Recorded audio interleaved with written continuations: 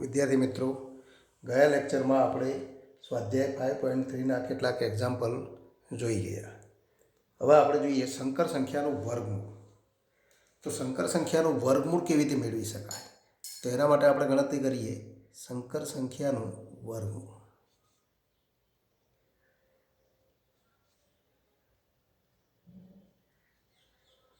તો સંકર સંખ્યાનું વર્ગમૂળ મેળવવા માટે ઉદાહરણ દ્વારા જ આપણે તો એની ચર્ચા કરી શકીએ. એટલે કે કોઈ પણ સંકર સંખ્યાનું વર્ગમૂળ મેળવવાનું હોય તે વર્ગમૂળ તો ઝેડ ધારી લો, અને માટે તો ઝેડનો વર્ગ ઇક્વલ ટુ તો આપેલી સંકર સંખ્યા થાય. તો એના માટે ઉદાહરણ 12 જોઈએ. તો ઉદાહરણ 12 -7 -27i 24i નું વર્ગમૂળ શોધો. તો આ સંકર સંખ્યાનું વર્ગમૂળ મેળવવું તો આપણે ધારી લઈએ. તો આન્સર ધારો કે Z equal to x plus I Y એ માગેલ વર્ગમૂળ.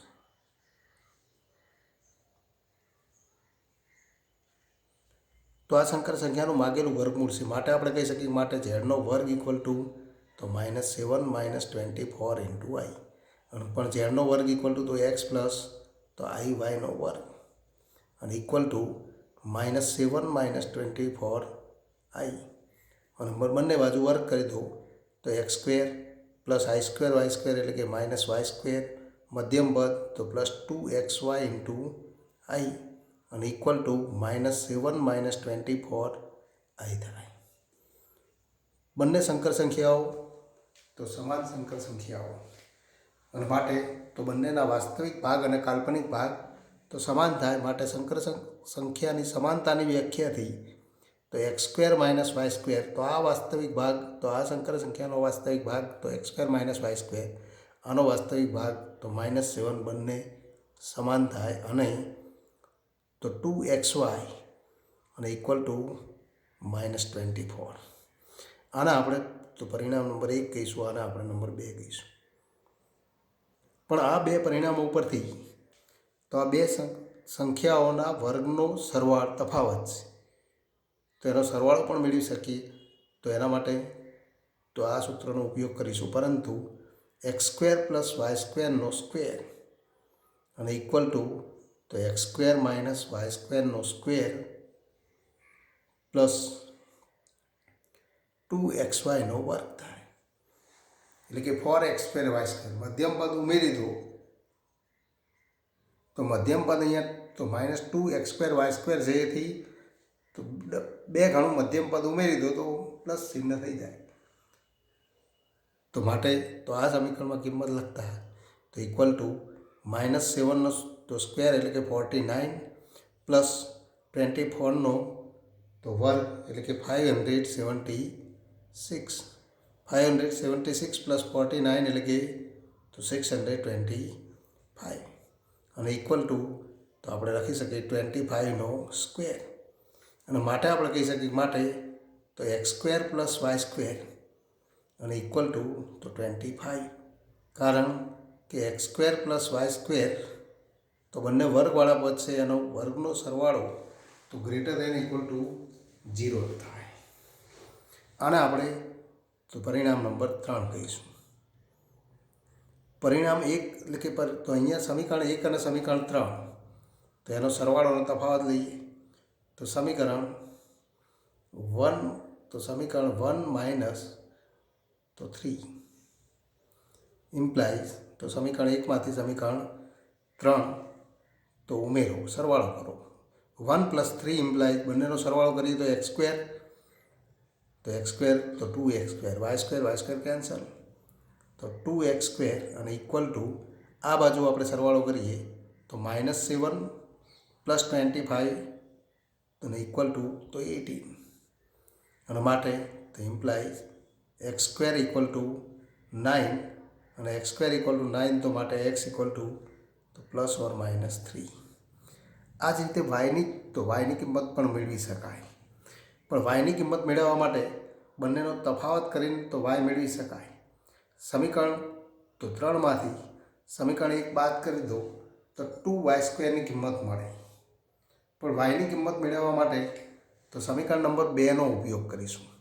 સમીકરણ 2નો ઉપયોગ કરીને વાયની કિંમત મેળવો તો પરંતુ x ઇન્ટુ વાય તો x into y equal to તો સમીકરણ નંબર 2 ઉપરથી તો -12. એનો અર્થ કે તો આ બંનેનો ગુણાકાર લેસ ધેન 0. એક્સ અને વાયનો ગુણાકાર લેસ ધેન 0 હોય તો ઇમ્પ્લાઇઝ આપણે કહી શકીએ કે કોઈ પણ બે સંખ્યાનો ગુણાકાર ઋણ ક્યારે થાય તો એનો અર્થ કે તો ઇમ્પ્લાઇઝ એક્સ અને વાય તો એક્સ અને વાય બંને વિષમ ચિહ્ન.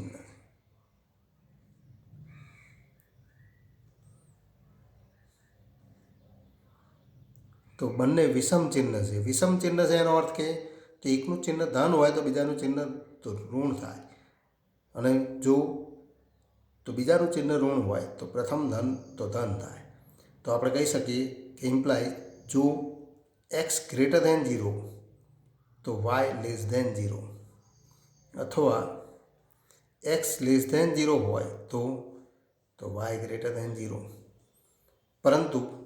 પરંતુ આપણે કહી શકીએ એક્સ ઇક્વલ ટુ તો +or-3 તો +or-3 તો ઇમ્પ્લાઇઝ વાયની કિંમત કઈ થાય તો વાય ઇક્વલ ટુ -12/x તો -12/x, કારણ કે એક્સને સૂત્રનો કરતાં બનાવીએ તો -12/x અને ઇક્વલ ટુ -12/+or-3 અને ઇક્વલ ટુ જો -12 ને +3 વડે ભાગીએ તો ઇક્વલ ટુ -4, અથવા જો -12 ને -3 વડે ભાગીએ તો 4 મળે.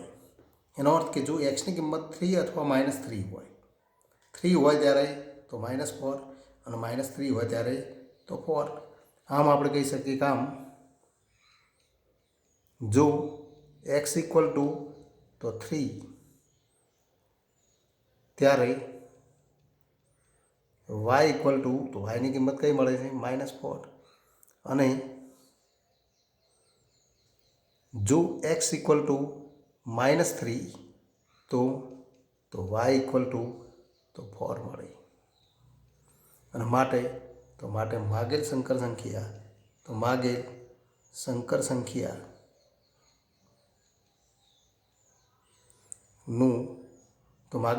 તો આપેલ સંકર સંખ્યાનું વર્ગમૂળ અથવા માગેલ સંકર સંખ્યા તો સીધી લખી શકાય ઇક્વલ ટુ તો કઈ સંકર સંખ્યા થાય તો x + iy.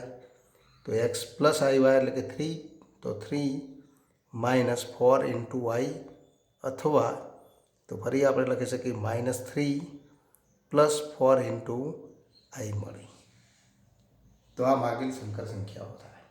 તો જે બંને તો બે સંકર સંખ્યાઓ વર્ગમૂળ સ્વરૂપે મળે અને માટે આપણે કહી શકીએ માટે -7 - 24i નું વર્ગમૂળ 3 - 4i અથવા -3 + 4i છે. તો આ માગેલ વર્ગમૂળ થાય. તો આ રીતે આપણે વર્ગમૂળ મેળવીશું. તો હવેથી આગળ વધીએ તો સ્વાધ્યાય 5.4 એનો એક્ઝામ્પલ નંબર 1 જુઓ. -15 - 8 × i નું વર્ગમૂળ શોધો. તો આ સંકર સંખ્યાનો વર્ગમૂળ મેળવવા માટે તો આપણે ગણતરી કરીએ તો આન્સર ધારી લઈએ. ધારો કે z equal two x + iy એ માગેલ વર્ગમૂળ.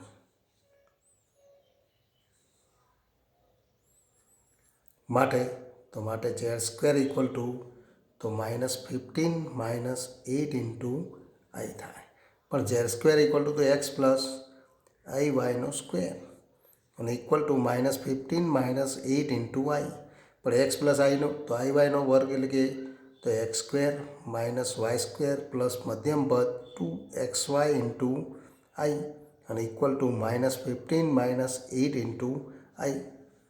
તો બંને સંકર સંખ્યાઓ સમાન છે. માટે સમાનતાની વ્યાખ્યાથી તો આપણે કહી શકીએ માટે x² - y² ઇક્વલ ટુ -15 અને 2xy ઇક્વલ ટુ -8.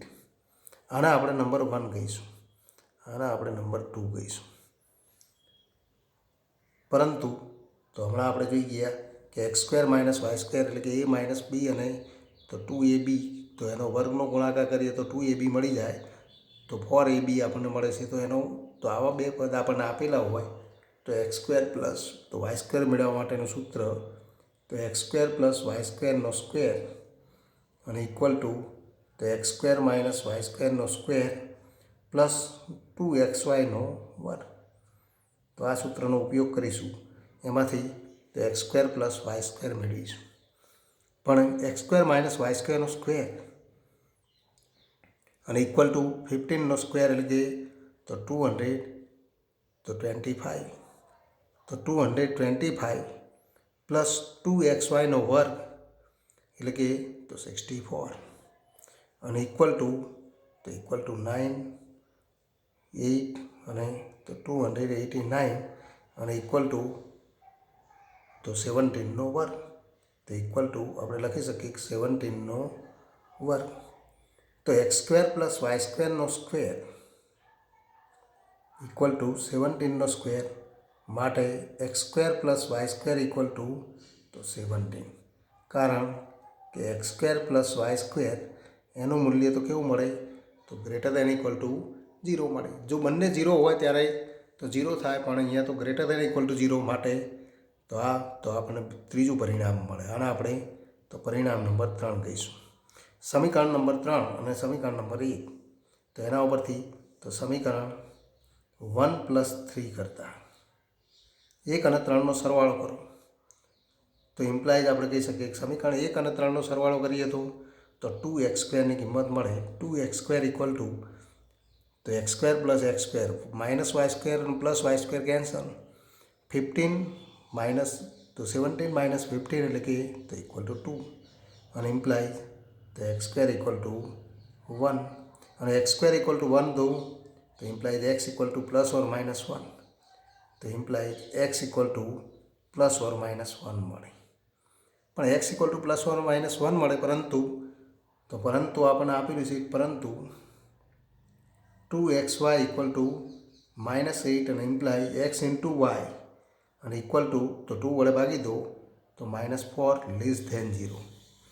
x અને yનો ગુણાકાર ઋણ માટે આપણે કહી શકીએ કે માટે તો x અને y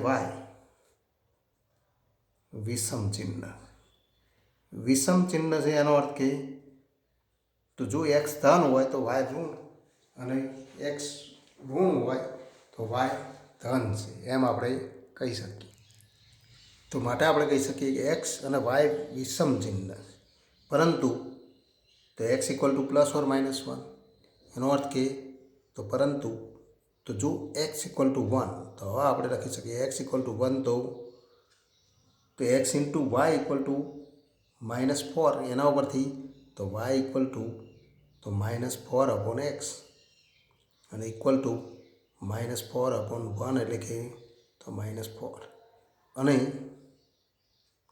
જો x ઇક્વલ ટુ -1 તો y ઇક્વલ ટુ -4/x ઉપરથી -4/-1 ઇક્વલ ટુ +4 અને માટે આપણે કહી શકીએ કે માગેલ સંકર સંખ્યા z તો માગેલ સંકર સંખ્યા z તો સંકર સંખ્યા z equal two x + iy એટલે કે 1 + -4 ઇન્ટુ y એટલે કે 1 - 4i અથવા તો z ઇક્વલ ટુ -1 + 4i. તો આ પ્રમાણે આપણે તો વર્ગમૂળ તો મેળવી શકીએ. તો અહીંથી આગળ વધીએ તો example 3, 1 - i.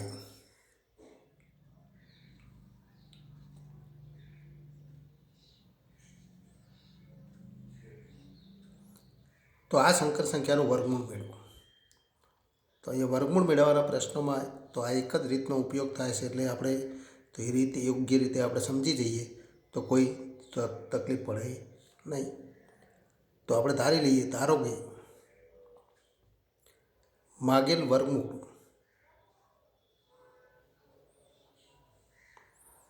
z equal to x plus I y. તો માટે તો ઝેડનો વર્ગ ઇક્વલ ટુ તો 1 માઇનસ આઈ થાય. અને માટે એક્સ પ્લસ આઈ વાય એનો વર્ગ ઇક્વલ ટુ 1 માઇનસ આઈ. પણ આનો વર્ગ કરીએ તો એક્સ સ્ક્વેર માઇનસ આઈ, તો x square plus i square y square એટલે કે માઇનસ વાય સ્ક્વેર. મધ્યમ પદ તો 2x ઇન્ટુ વાય ઇન્ટુ આઈ અને ઇક્વલ ટુ 1 માઇનસ આઈ. આ બંને સંકર સંખ્યાઓ સમાન હોય તો એના વાસ્તવિક ભાગ તો એને કાલ્પનિક ભાગ તો સમાન થાય. તો માટે x square minus y square equal to 1 અને 2xy ઇક્વલ ટુ માઇનસ 1. અને માટે તો પરંતુ તો આપણે જાણીએ છીએ સૂત્ર કે X square plus Y square અને ઇક્વલ ટુ તો એક્સ સ્ક્વેર માઇનસ વાય સ્ક્વેરનો સ્ક્વેર પ્લસ 2xyનો વર્ગ. તો આ સૂત્રનો આપણે દરેક જગ્યાએ ઉપયોગ કરીશું. અને આ સમીકરણને આપણે નંબર 1 અને આ સમીકરણને આપણે નંબર 2 આપી દઈશું. હવે આમાં કિંમત લખતા તો 1નો સ્ક્વેર એટલે કે 1 પ્લસ 2xyનો સ્ક્વેર તો પ્લસ 1 અને ઇક્વલ ટુ 2. તો x square plus Y square equal to 2. માટે આપણે કહી શકીએ માટે x square plus Y square equal to √2 મળે. તો x square plus Y square equal to √2 મળે. આને આપણે નંબર 3 કહીશું. હવે આ બે સમીકરણનો સરવાળો કરો તો સમીકરણ 1 પ્લસ તો સમીકરણ 1 અને તો 3નો સરવાળો કરતા તો સમીકરણ 1 પ્લસ 3 ઇમ્પ્લાય તો 2x સ્ક્વેર તો x square plus x square 2x square equal to √2 plus 1. માટે તો ઇમ્પ્લાઇઝ આપણે કહી શકીએ કે X square equal to √2 plus 1/2.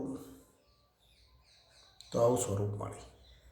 પણ x square equal to √2 plus 1/2 તો એમાંથી એક્સની આપણે કિંમત મેળવવી પડે. અને એક્સની કિંમત કેવી રીતે મળે? તો એક્સની કિંમત મેળવવા માટે તો દ્વિપદી વર્ગકરણીનું વર્ગમૂળ કેવી રીતે મેળવી શકાય તો એ પણ આપણે જાણતા હોવા જોઈએ. દ્વિપદી વર્ગ તો વર્ગકરણીનું વર્ગમૂળ આપણને મેળવતા આવડવું જોઈએ. તો આપણે કહી શકીએ કે ઇમ્પ્લાય એક્સ ઇક્વલ ટુ આનું વર્ગમૂળ. તો એક્સ ઇક્વલ ટુ વર્ગમૂળમાં √2 પ્લસ 1 પ્લસ ઓર માઇનસ બે કિંમતો મળે. તો વર્ગમૂળમાં પ્લસ ઓર માઇનસ √2 પ્લસ 1/2 અને ઇક્વલ ટુ તો ફરી આપણે તો આનું વર્ગમૂળ મેળવવા માટે 2 વડે ગુણી દઈએ. તો અંશ અને છેદને 2 વડે ગુણતા તો ઇમ્પ્લાઇઝ આપણે કહી શકીએ x equal to plus or minus વર્ગમૂળમાં 2 પ્લસ 2 √2 4. પણ જો આનું વર્ગમૂળ મેળવી શકાય તો જ આપણે આ ગણતરી કરવાની તો જરૂર પડે. નહીંતર આપણે સીધું એક્સની કિંમત વર્ગમૂળ સ્વરૂપે લખી દો પ્લસ ઓર માઇનસ એને અનુરૂપ વાયની કિંમત મેળવી તો પણ કોઈ વાંધો નથી. પણ અહીંયા આપણે જોઈ શકીએ છીએ કે અહીંયા તો a પ્લસ 2 ઇન્ટુ વર્ગમૂળમાં b. તો a પ્લસ 2 ઇન્ટુ વર્ગમૂળમાં b એનો વર્ગમૂળ ક્યારે મળે? તો એ માટે તો આપણે તો સૂત્ર જોઈએ. તો અહીંયા જોઈએ કે તો છેદમાં તો વર્ગમૂળ 2 મળે. તો આપણે કહી શકીએ કે ઇમ્પ્લાઇઝ એક્સ ઇક્વલ ટુ વર્ગમૂળમાં 2 પ્લસ √2 વર્ગમૂળમાં 2 પ્લસ 2 √2/2 પ્લસ ઓર માઇનસ આ બે કિંમતો મળે. પણ 2 પ્લસ 2 √2 એનું વર્ગમૂળ મેળવવા માટે તો 2ના બે અવયવો એવા મળવા જોઈએ જેનો સરવાળો તો 2 થાય. તો એવા મળી શકે નહીં. માટે આ સ્વરૂપ લખો તો પણ વાંધો નથી. અને તો અહીંયા આપણે જે વર્ગમૂળ હતું સીધું વર્ગમૂળ સ્વરૂપે દર્શાવો તો પણ વાંધો નથી. તો એક્સની કિંમત આ મળે. એક્સની કિંમત આ મળે તો પરંતુ 2xy ઇક્વલ ટુ -1. તો માટે તો પરંતુ x into y equal to -1/2 અને ઇમ્પ્લાઇઝ તો લેસ ધેન 0 અને ઇમ્પ્લાઇઝ આપણે કહી શકીએ એક્સ અને વાય તો એક્સ અને વાય વિષમ ચિહ્ન. એટલે કે એક્સ ધન હોય તો વાય ઋણ અને એક્સ ઋણ હોય તો વાય ધન. તો જો એક્સ ઇક્વલ ટુ વર્ગમૂળમાં 2 પ્લસ તો 2√2 અપોન 2 હોય તો આપણે કહી શકીએ કે ઇમ્પ્લાઇઝ તો વાય ઇક્વલ ટુ તો વાયની કિંમત સૂત્રનું કરતાં બનાવો તો -1/2x તો -1/2x અને equal to -1/2 into √2 plus 2√2 upon 2 તો 2 કેન્સલ અને ઇક્વલ ટુ આપણે લખી શકીએ -1/√2 પ્લસ 2√2. તો આ કિંમત મળે અને એ કિંમતને તો કરણી સ્વરૂપે વર્ગમૂળ દૂર કરીને પણ આપણે લખી શકીએ, પણ આ સ્વરૂપે લખીએ તો પણ કોઈ વાંધો નથી. તો આ સ્વરૂપે આપણે કિંમત મેળવી શકીએ. પણ જો આપણે સીધી કિંમત અહીંથી આપણે લખી દઈએ તો આ વર્ગમૂળ ન મળે તો એ કિંમત વધુ યોગ્ય તો ગણી શકાય. આ સ્વરૂપે ન લખવું હોય તો બીજી રીત પણ છે. તો એક્સની કિંમત મળે એ જ રીતે જો તો અહીંયા પહેલાં આપણે આ એક સ્વરૂપ મેળવીએ અને બીજું સ્વરૂપ પણ લખીએ કે જો એક્સ ઇક્વલ ટુ ચિહ્ન માઇનસ લઈએ તો -√2 પ્લસ 2√2 અપોન 2 તો ઇમ્પ્લાઇઝ તો વાય ઇક્વલ ટુ -1/2x અને ઇક્વલ ટુ તો -1/2 ઇન્ટુ તો ફરી આપણે કહી શકીએ કે આ ચિહ્ન પ્લસ થઈ જાય, માઇનસ પ્લસ અને વર્ગમૂળમાં 2 પ્લસ 2√2 અપોન તો 2 તો ઇન્ટુ 2 કેન્સલ અને ઇક્વલ ટુ આપણે લખી શકીએ √2 પ્લસ 2√2. તો આ કિંમત મળે માટે કહી શકીએ કે માગેલ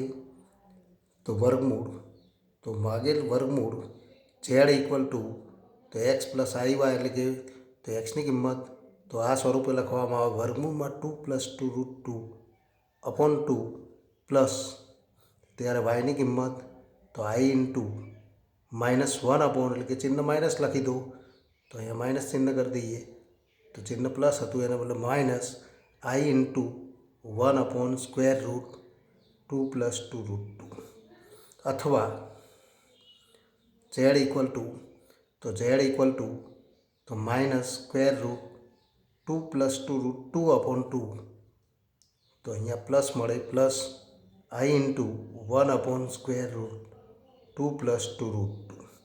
તો આ સ્વરૂપે આપણે જવાબ મેળવી શકીએ. પણ અહીંયા ટેક્સ્ટબુકમાં આપણને એ સ્વરૂપે જવાબ નહીં આપેલો હોય કારણ કે અહીંયા વર્ગમૂળ મળી શકતું નથી. તો વર્ગમૂળ જ્યારે સીધું આનું વર્ગમૂળ જો મેળવી શકાય તો જ આવા સ્વરૂપનો ઉપયોગ કરીએ છીએ, નહીંતર અને આવા સ્વરૂપનો ઉપયોગ કરીને ગણતરી કરો તો એ કોઈ ભૂલ નથી. એટલે કે તો આ પરિણામ પણ સત્ય છે. પણ બીજી રીત જોઈએ કે તો અહીં તો અથવા આપણે અહીંથી શરૂઆત કરીએ તો અહીંથી આપણે શરૂઆત કરી શકીએ x² ઇક્વલ ટુ આ સ્વરૂપ હતું ત્યાંથી આપણે ગણી શકીએ કે અથવા તો x² ઇક્વલ ટુ √2 પ્લસ 1/2 અને ઇમ્પ્લાઇઝ એક્સ ઇક્વલ ટુ તો પ્લસ ઓર માઇનસ √2 પ્લસ 1/2 એનું વર્ગમૂળ તો આ સ્વરૂપે લખી શકાય.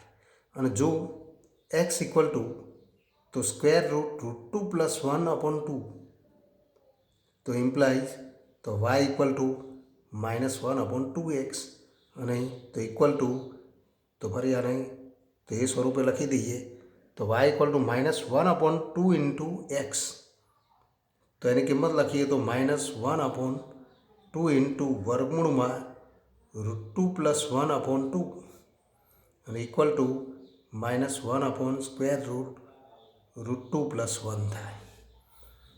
અને તો ફરી તો એને આપણે તો વર્ગમૂળમાં √2 પ્લસ 1 તો એવા સ્વરૂપે આપણે લખી શકીએ. એને આપણે આ સ્વરૂપે પણ લખી શકીએ ઇક્વલ ટુ માઇનસ તો વર્ગમૂળમાં 1/√2 પ્લસ 1 અને તો જો એક્સ ઇક્વલ ટુ -√2 પ્લસ 1/2 તો implies Y equal two -1/2x એટલે કે તો ફરી તો અહીંયા આપણે ગણતરી કરી શકીએ કે અહીંયા 1/2x તો અહીંયા 2 ઇન્ટુ એક્સ તો આ √2 આપણને મળશે. આ √2 હતા તો આપણે વર્ગમૂળમાં આપણે લખેલું તો અહીંયા √2 મળશે અને √2 મળે તો આ √2 કેન્સલ થાય, તો 1/√2 વડે ગુણી દઈએ તો 2 + √2. તો અહીંયા આપણે થોડો ફેરફાર કરવો પડશે. અહીંયા √2 વડે ગુણાય, આ પદ કેન્સલ કરીએ તો √2 થાય, અને √2 થાય તો 2 + √2, તો 2 + √2, તો 2 + √2 થાય. એ જ રીતે અહીંયા આપણે ગણતરી કરીએ, કારણ કે આ વર્ગમૂળમાં છેદમાં 2, તો એના માટે આપણે ગણતરી કરીએ. અહીંયા તો આપણે વર્ગમૂળ 4 કરીને વર્ગમૂળ તો મેળવેલું હતું. અહીંયા આપણે ગણતરી કરીએ તો -1/2 ઇન્ટુ વર્ગમૂળમાં √2 + 1 ઇન્ટુ √2. ફરી √2 કેન્સલ, √2 વડે ગુણી દો તો ઇક્વલ ટુ -1/, તો વર્ગમૂળમાં 2 + √2. તો આ કિંમત મળે. તો માટે તો અહીંયા તો ફરી માઇનસ માઇનસ પ્લસ થઈ જાય, કારણ કે ચિહ્ન પણ બદલવાનું છે. તો માઇનસ માઇનસ પ્લસ, અને માટે આપણે કહી શકીએ કે માગેલ વર્ગમૂળ, તો વર્ગમૂળ આપણે લખી શકીએ કે ઝેડ ઇક્વલ ટુ, તો એક્સની કિંમત હતી એ સ્વરૂપે આપણે લખીએ તો વર્ગમૂળમાં √2 + 1/2, ત્યારે આની કિંમત માઇનસ થશે, તો -i ઇન્ટુ વર્ગમૂળમાં 1/, તો √2 + √2, તો √2 + √2 આખું વર્ગમૂળ કરેલું છે. તો અહીંયા તો √2 + 2 આ પ્રમાણે આપણે લખી દઈશું. એ જ રીતે અથવા 2 + √2, અથવા આપણે કહી શકીએ ઝેડ ઇક્વલ ટુ -√2 + 1/2 માઇનસ ને બદલે પ્લસ i ઇન્ટુ તો 1/√2 + √2. તો આ સ્વરૂપે આપણે જવાબ લખી શકીએ. તો બીજું સ્વરૂપ છે એ આપણે ધ્યાનમાં રાખીશું. તો અહીંયા આપણે જે જવાબ મેળવેલો છે એવો પણ ટેક્સ્ટબુકમાં જવાબ નથી, તો એ પણ આપણે મેળવી શકીએ કે તો 1/√2 + 2, તો એને તો 2 - √2 વડે અંશ અને છેદને ગુણતા તો ફરી તો બીજું પદ તો જે ટેક્સ્ટબુકમાં જવાબ છે એ સ્વરૂપમાં મળી જશે. પણ આ સ્વરૂપે જવાબ લખો તો પણ કોઈ વાંધો નથી, પણ આને ફેરફાર કરવો હોય તો અહીંયા તો 2 - √2 વડે ગુણી દો, તો અંશમાં તો √2 સામાન્ય મળશે, અને તો છેદમાંથી તો √2 આપણને તો 2 મળે, એમાંથી √2 કેન્સલ થાય, તો √2 - 1/2, તો એ પદ બરાબર થાય એમ આપણે તો સાબિત કરી શકીએ છીએ. એટલે કે એ સ્વરૂપે લખો અથવા આ સ્વરૂપે લખો તો કોઈ વાંધો નથી.